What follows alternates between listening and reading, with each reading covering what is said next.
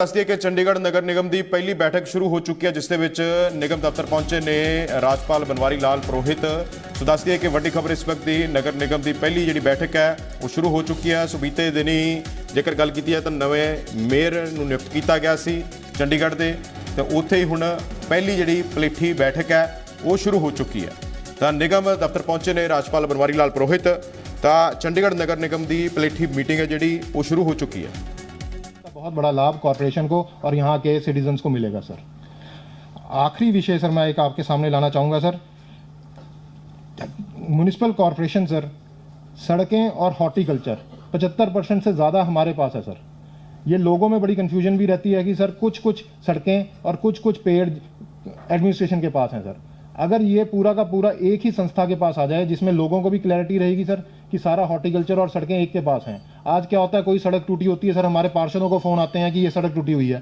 जब हम काम कराने जाते हैं तब पता लगता है कि ये सड़क एडमिनिस्ट्रेशन के पास है, तो वो हमारी मेहनत भी ख़राब हो जाती है सर। दोनों ही सर आपके अंडर आते हैं सर, एडमिनिस्ट्रेशन भी आपके अंडर आती है, कॉर्पोरेशन भी आपके अंडर आती है।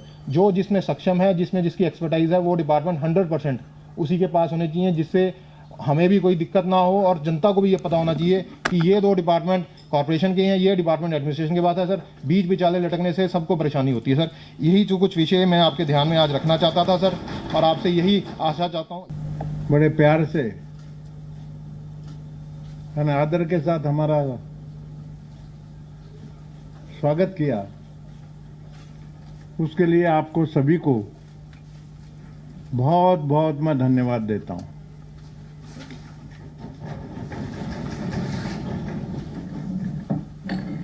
कहते हैं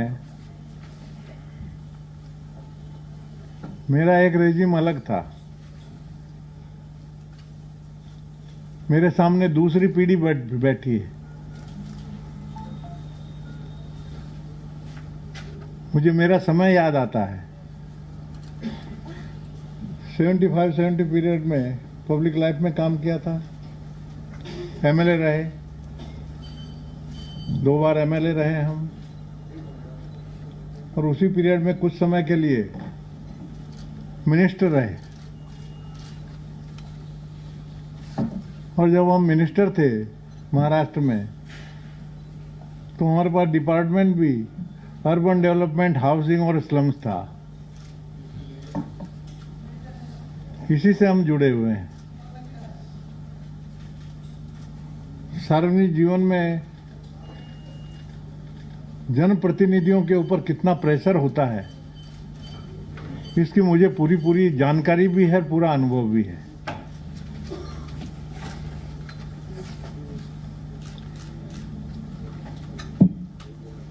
अपनी ये कॉरपोरेशन 1996 में स्थापित हुई थी। उस समय 20 ही कारपोरेटर थे, जनसंख्या भी 7.5 लाख के आसपास थी। वो अभी बढ़ के करीब 12-13 लाख हो गई।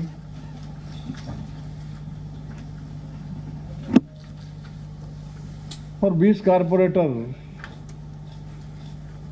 और जनसंख्या जिस तरह से बढ़ी है, प्रेशर तो रहना ही है। परंतु अब थोड़ा 35 कारपोरेटर हैं आप, अब सक्षम है,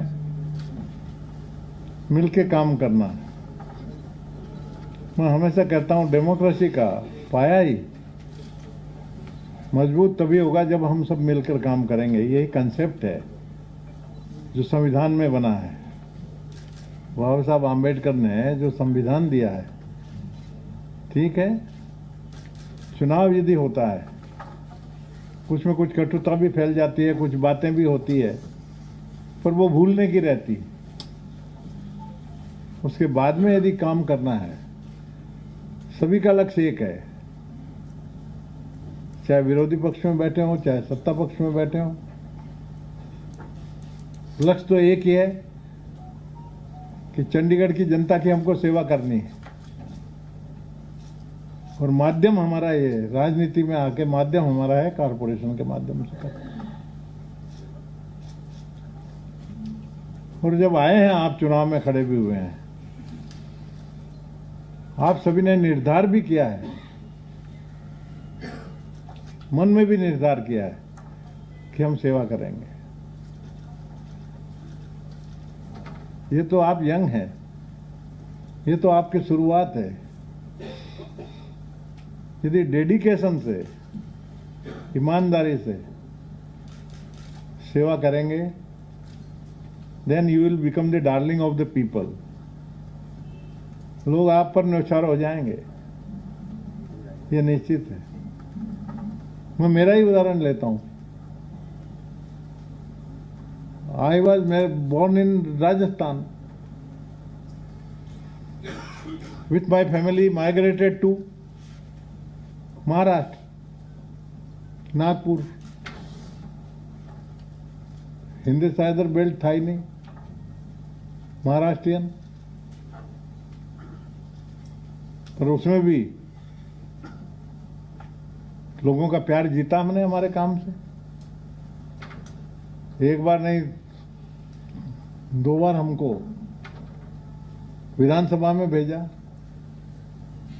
और 3 बार लोकसभा में भेजा वहां की जनता ने। जो कि मेरे समाज की बात करें, समाज का सवाल नहीं है। समाज की यदि मैं बात करें तो मेरे समाज के कम से कम 500 घर के ऊपर नहीं,